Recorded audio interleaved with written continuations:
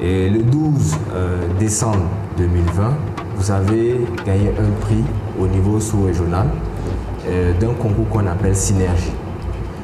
Également, le 26 décembre 2020, vous avez été deuxième de ce même prix au niveau continental. Et dernière chose, il y a les délégués médicaux aussi qui viennent dans les centres de santé. Quand ils viennent, ils font la promotion de leurs produits. Par exemple, il y a un médicament sur le palu est proche. Je viens, je réunis les agents de santé, je dis, moi, voici mon médicament que j'ai, je vous parle de ça. Et à la fin, nous avons une collation. Le docteur Samba, je pense, qui est du côté de Yako, qui est en train de mener un projet similaire dans son centre de santé aussi, que nous accompagnons à travers des conseils, à travers des encouragements. Souvent, il nous envoie ces difficultés. Nous, on les explique comment les choses se passent. Et beaucoup de jeunes comme ça nous ont approchés et nous avons partagé notre expérience. Et les gens sont en train de répliquer la même chose. L'essentiel n'est pas rester statique, et de pouvoir évoluer, pouvoir partir d'un point A et arriver à un point B parce que vous vous êtes mis ensemble, parce que vous avez eu à poser des actions. J'ai deux projets en vue. Le premier projet concerne le centre médical où nous sommes en train de vouloir aller vers la certification ISO. C'est ce que nous sommes en train de viser actuellement. Grâce à Dieu, nous avons reçu la visite du ministre de la Santé qui a été envoyée par le Premier ministre pour venir nous féliciter à notre projet. Mais c'est parce que nous avons tenu jusqu'au bout que cela s'est passé. Mais si je vous donne les 1001 raisons qu'on pouvait utiliser pour le laisser tomber, c'est trop.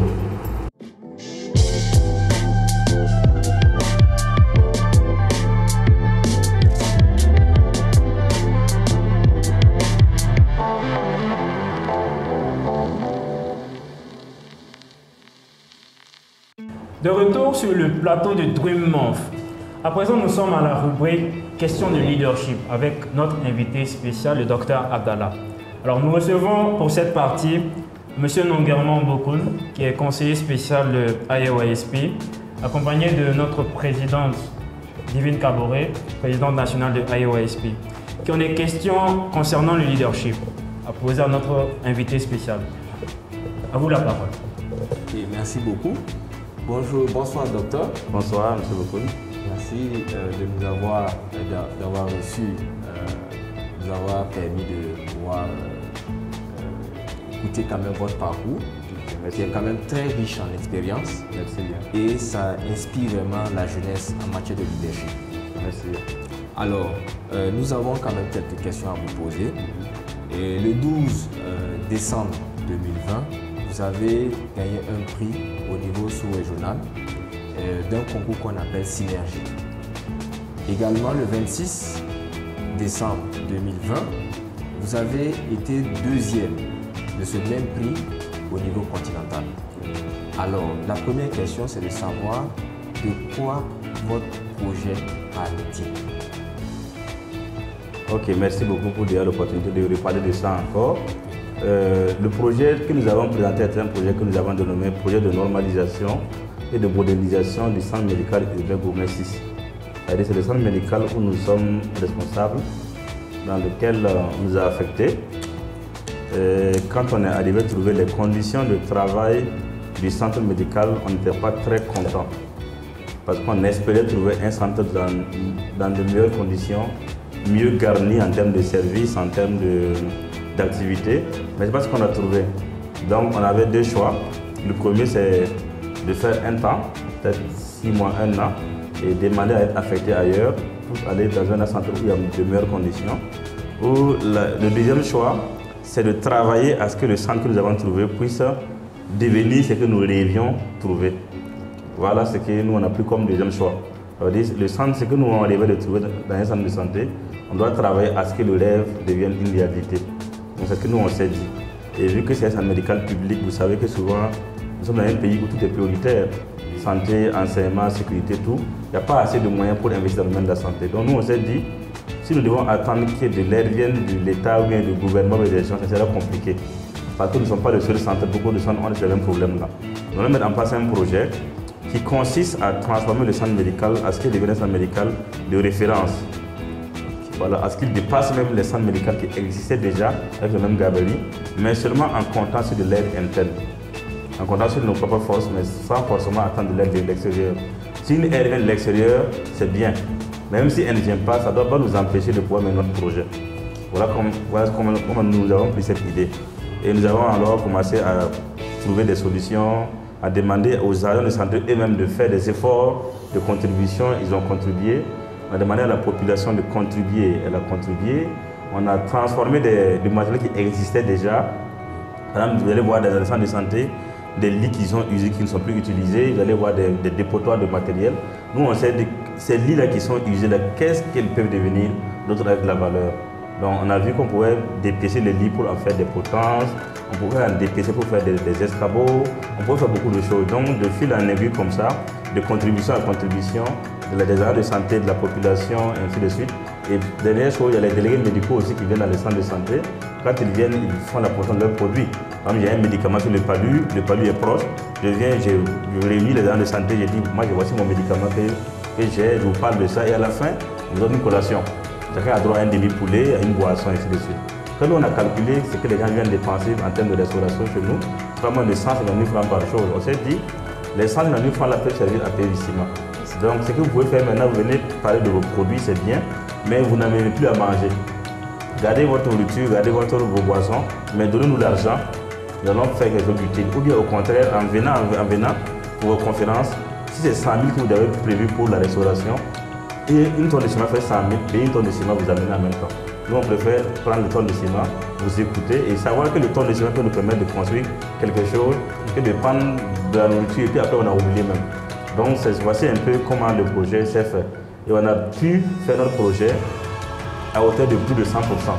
Parce que nous, on avait prévu, en temps, on s'est rendu compte qu'on pouvait même dépasser cela, faire d'autres choses encore. On avait prévu juste de construire un laboratoire, de construire une salle de consultation spécialisée pour les gynécologues, les cardiologues, de refaire les tyroliennes, les peintures et autres. Mais en temps, on s'est rendu compte qu'il y avait tellement d'engouement, les gens étaient tellement contents qu'on pouvait dépasser ça. Et on a dépassé ça jusqu'à on allait installer des caméras de surveillance, on a pavé toute la cour, on a fait un rond-point avec un jet d'eau dans la cour, on a mis des plaques solaires, on a mis des télévisions dans les salles d'attente, on a fait un espace de sport, on a fait une salle de réunion, on a fait tellement de choses quand les gens ont accepté de contribuer. Donc voici le projet que nous avons eu à mener, que nous avons maintenant pris pour soumettre à la compétition au niveau synergie, au niveau sous-régional, qui nous a permis de remporter le premier prix sous-régional. Wow. Voilà. Ça, c'est ça. Je pense que là, on a eu 100% en termes de bilan, bien sûr. Oui. Et je pense que là aussi, est-ce que vraiment vous pensez que cette expérience, vous pouvez la mettre au profit des autres centres de santé, par exemple? Oui, parce que nous recevons tous les jours beaucoup de messages, beaucoup d'appels des médecins qui sont dans des centres de santé pareils et qui veulent entamer le même projet. C'est vrai que ce n'est pas le même contexte, parce que les populations diffèrent. Ce que nous on a pu faire avec notre population, ce n'est pas forcément que la population pourrait faire la même chose avec d'autres populations. Il y a des contextes qui diffèrent, mais je sais que beaucoup de gens nous ont contactés. Nous avons expliqué notre projet. Nous sommes en train de les accompagner actuellement. Je sais qu'il y a un qui est du côté de Yako. Je pense, docteur Somda, je pense, qui est du côté de Yako, qui est en train de mener un projet similaire dans son centre de santé aussi, que nous accompagnons à travers des conseils, à travers des encouragements. Souvent, ils nous envoient ces difficultés, nous on les explique comment les choses se passent. Et beaucoup de jeunes comme ça nous ont approchés et nous avons passé notre expérience. Et des gens sont en train de répliquer la même chose. Peut-être qu'ils n'auront pas le même succès, peut-être qu'ils auront plus de succès que nous. Mais ce qui est sûr, les contextes ne sont pas les mêmes et chacun fait ce qu'il peut. Mais même si vous arrivez, ne serait-ce qu'à poser 2 ou 3 briques dans votre centre de santé pour un tel projet, c'est déjà une bonne avancée. L'essentiel n'est pas rester statique, et de pouvoir évoluer, pouvoir partir d'un point A et arriver à un point B parce que vous vous êtes mis ensemble, parce que vous avez eu à poser des actions. Même si ne serait que vous avez pris des pneus même pour délimiter votre centre de santé parce qu'il n'y a pas de mur, c'est déjà une avancée. Si vous faites des plans pour délimiter, c'est déjà une avancée. Au moins, si vous faites un bilan, sachez qu'il faut être conscient que vous étiez à un point A et que maintenant vous n'êtes plus là-bas. Et maintenant à un point B et que demain vous serez à un point C. Donc c'est vraiment réplicable parce que partout on trouve les mêmes choses. Celui avec les gens de santé, celui avec la population, on trouve la même chose aussi ailleurs. C'est possible de pouvoir répliquer ailleurs. Voilà. C'est super. Merci. Je vais laisser la place maintenant à la présidente pour continuer la question. Okay. Oui, bonsoir, docteur. Bonsoir, présidente. Merci d'avoir effectué le déplacement. À vous de merci. Alors, moi, ma question est de savoir, est-ce que vous avez d'autres projets en vue? Oui, moi j'ai d'autres projets en vue. J'ai 2 projets en vue. Le premier projet concerne le centre médical où nous sommes en train de vouloir aller vers la certification ISO. C'est ce que nous sommes en train de viser actuellement. Parce que c'est bien d'avoir un projet qui est bien fait et tout, mais c'est bien d'être dans la certification ISO, dans les normes de qualité. Nous voulons aller vers un niveau où nous avons un service de qualité à tel point que nous pouvons avoir cette certification ISO. Donc nous sommes en train de travailler pour la certification ISO. Et parallèlement à ça, par rapport à la musique, nous sommes en train de préparer un concert qui aura lieu peut-être en septembre ou en octobre. On est en train de voir un concert où nous allons réunir presque tout le monde de la santé, plus ceux qui nous soutiennent. Vous voyez, le monde de la santé, les gens sont tellement compartimentés. Il y a les syndicats, il y a les ordres professionnels, il y a les élèves étudiants, il y a les maîtres, il y a les médecins, il y a tellement les pharmaciens.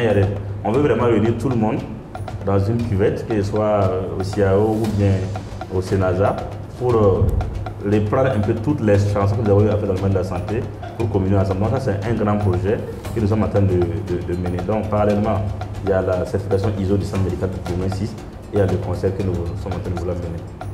Voilà. Merci beaucoup. Merci. Alors, je pense que vous avez déjà montré l'exemple au niveau de la jeunesse, au niveau du domaine de la santé. Mais qu'est-ce que vous avez à dire ce soir à la jeunesse burkinabé, à toutes ces personnes qui aimeraient emboîter le pas comme vous? Moi, je dirais seulement que rien n'est facile. Parce que je vous ai raconté les bons moments, mais les mauvais moments que j'ai vécu dans mon cadre de mon projet, que ce soit à Gourmet, que ce soit dans le domaine de la musique, c'est des moments très difficiles. C'est très difficile. Peut-être un jour, j'ai raconté mon histoire, une partie de mes problèmes à un ami qui a coulé des larmes.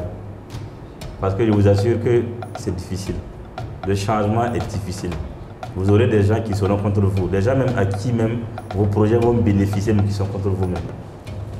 Il y a des gens qui n'acceptent pas que le changement vienne d'autrui. Ils veulent que ça vienne d'eux. Quand quelque chose doit se passer, ça doit passer par eux. Et quand ça ne passe pas par eux, que ça passe par vous, ils sont prêts à tout faire pour vous contrecarrer. Il y a eu des moments très difficiles, mais le plus important, c'est d'avoir des rêves et être prêt à se battre pour le réaliser. Parce que de toute façon, si vous avez un rêve, vous avez le choix. Soit vous le réalisez, soit vous le laissez. Mais si vous le laissez, de toute façon, quelqu'un va le réaliser à votre place. C'est ce que vous devez le faire là. Si vous ne le faites pas, un jour, vous allez voir quelqu'un qui l'a fait. Donc, si vous l'avez déjà en vous en tant que rêve, il faut vous battre pour le réaliser. Grâce à Dieu, nous avons reçu la visite du ministre de la Santé qui a été envoyée par le Premier ministre pour venir nous féliciter à notre projet. Mais c'est parce que nous avons tenu jusqu'au bout que cela s'est passé.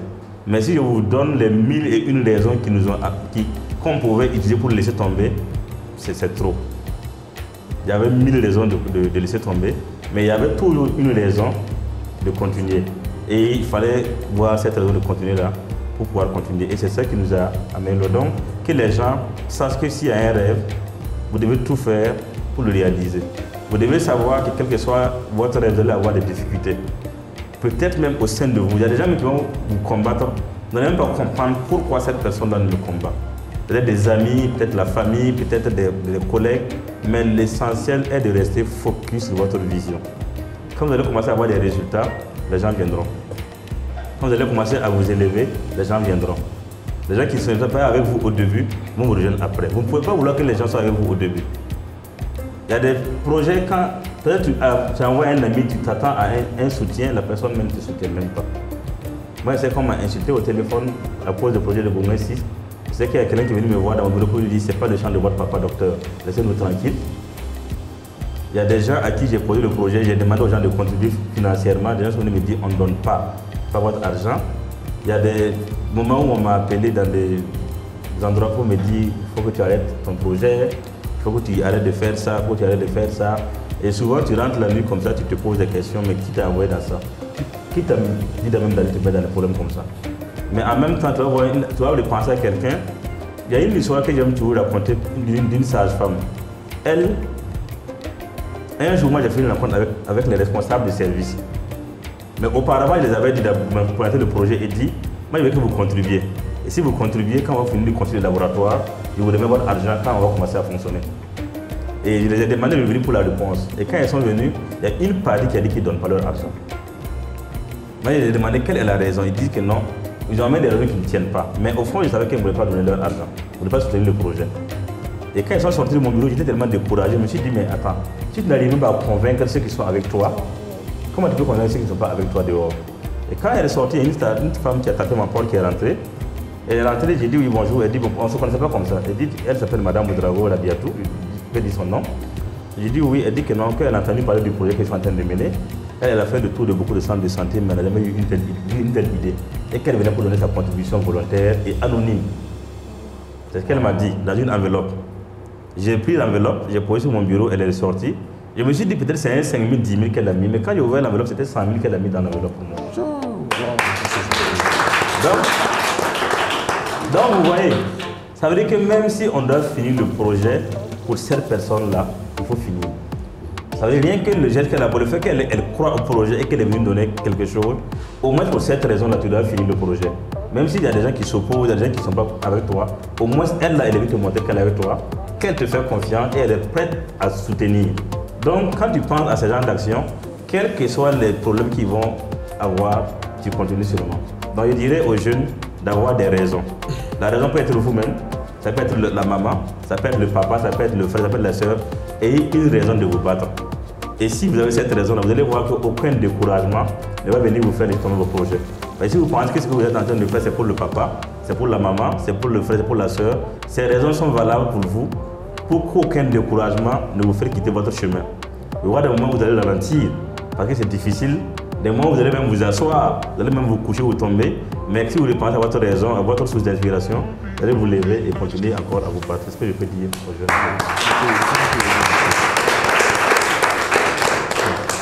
Merci beaucoup, docteur. Merci. Ayez des rêves, ayez des raisons pour vous battre et réaliser vos rêves. C'était la rubrique de leadership avec AIO-ASP. Nous partons à présent avec la dernière rubrique questions-réponses pour nos invités. Retrouvez-nous tout à l'heure.